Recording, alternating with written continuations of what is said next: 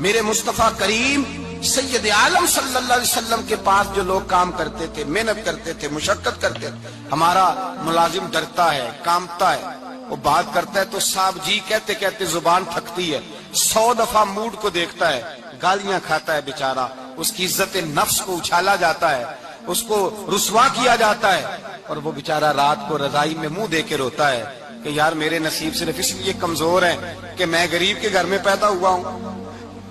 ہم احساس نہیں کرتے، اور مزدور کو کبھی موقع مل جائے جان چھوٹنے کا تو بھاگ جاتا ہے۔ ہمارا کردار اور اخلاق ایسا نہیں ہوتا۔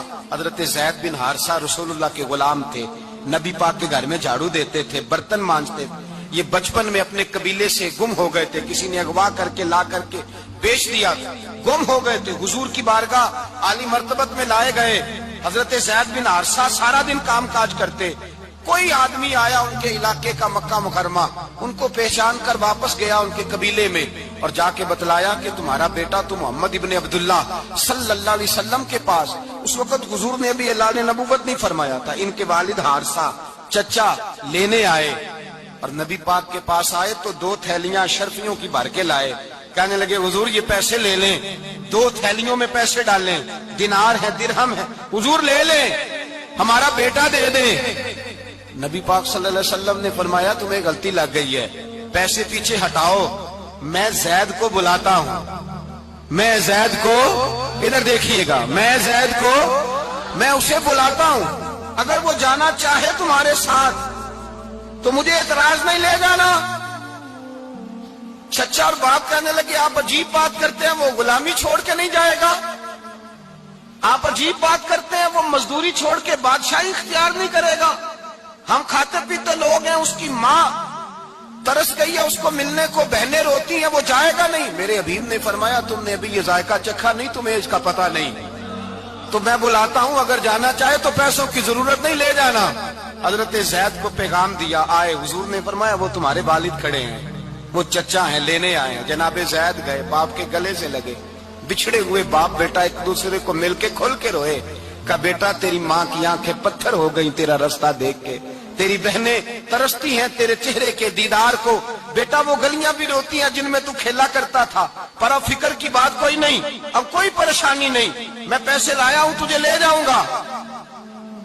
نبی پاک صلی اللہ علیہ وسلم نے دیکھا نا جب باپ بیٹے کی گفتگو ہو گئی، آنسو بہ گئے، بوجھ ہلکے ہو گئے، تو میرے قریب نے فرمایا زید اگر تم چچا کے ساتھ والد کے ساتھ جانا چاہو تو میری طرف سے اجازت ہے، تم جا سکتے ہو۔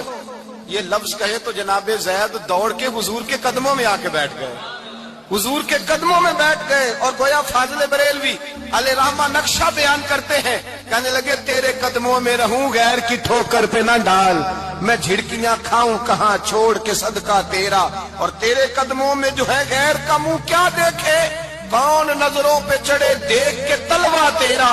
کہنے لگے حضور میں نے نہیں جانا، میں یہیں رہوں گا۔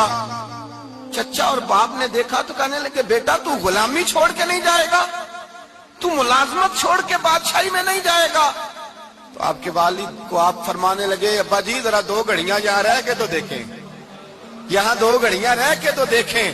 فرمایا یہاں ملازموں کا وہ اعزاز ہے جو شہزادوں کا ہوا کرتا ہے، یہاں خادموں کی وہ عزت ہے، اور پتہ پھر ان کو مقام کیا ملا، یہ واحد شعبیاں جن کا نام اللہ نے قرآن پاک میں بیان فرمایا ہے، نام اللہ نے قرآن مجید میں بیان فرمایا۔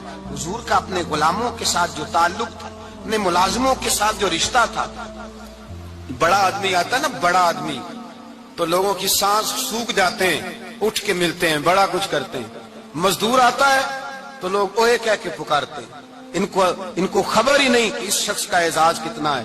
حضرت انس بن مالک رضی اللہ تعالیٰ عنہ فرماتے ہیں میں چھوٹا سا تھا، میری اماں مجھے حضور کے گھر چھوڑ گئی، میں نے 10 سال نوکری کی نبی پاک کی۔ کتنے سال بولیے؟ 12ویں دن لوگ کہتے ہیں بس بھائی ختم ہو گیا، اب فرینکنس ہو گئی ہے، اب جو مرضی تیرے ساتھ کریں گے۔ 10 سال نوکری کی میں نے، لیکن جناب انس فرماتے ہیں نبی پاک نے کبھی مجھے اف تک بھی نہیں کہا تھا، اف تک بھی نہیں کہا تھا، اف تک بھی۔ حضور نے بھیجا جاؤ فلاں آدمی کو بلا کر کے لاؤ۔ حضرت انس بن مالک رضی اللہ تعالیٰ عنہ فرماتے ہیں میں بلانے گیا، بچہ تھا چھوٹا سا، رستے میں بچے کھیل رہے تھے تو میں ان کے ساتھ کھیلنے لگا، محو ہو گیا، مجھے پتہ ہی نہ چلا وقت کا۔ حضور نے جب مجھے بھیجا تو فرمایا جلدی جانا اور جلدی آنا. اب مجھے خبر ہی نہیں، بڑی دیر ہو گئی. حضور وہاں انتظار کر کر کے خود تشریف لائے. کہتے جب نبی پاک آئے تو میں بچوں کے ساتھ کھیل رہا تھا. حضور نے جب مجھے کھیلتے ہوئے دیکھا، میری اچانک نظر پڑی تو میرے ہوش اڑ گئے. حضور نے تو کہا تھا جلدی آنا، اور میں یہاں کھیلنے لگا. یہاں اتنا الجھا کہ مجھے خیال نہیں رہا کس کام آیا ہوں. حضرت انس فرماتے ہیں میں ڈرنے لگا. جیسے جیسے حضور قریب آتے میری ٹانگیں کانپتی. فرماتے ہیں جب نبی پاک قریب آئے تو قربان جاؤں معصوم آمنہ کے، فرماتے ہیں حضور نے میری گردن پہ تھپکی دی اور حضور نے ہنس کے فرمایا او بھائی لگتا ہے تو کھیل میں گم ہوا ہے تو تجھے یاد ہی نہیں رہا میں نے کس کام بھیجا تھا، تجھے یاد ہی نہیں رہا. کہ یا رسول اللہ صلی اللہ علیہ وسلم میں بھول گیا تھا، میں ابھی جاتا ہوں. کیا انداز ہے، کیا شفقت ہے، کیا رنگ ہے. حضور میں ابھی گیا اور ابھی آیا.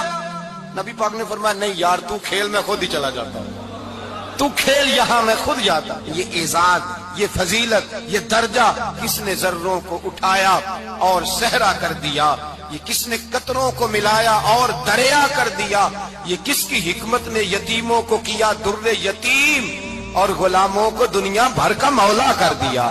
یہ کس نے اتنا. میرے بھائی مزدور کو حضور نے اعزاز دیا. نبی پاک اپنے ہاتھ سے کام کرنے والے کے ساتھ اس نے سلوک کرتے، محبت کرتے، پیار کرتے.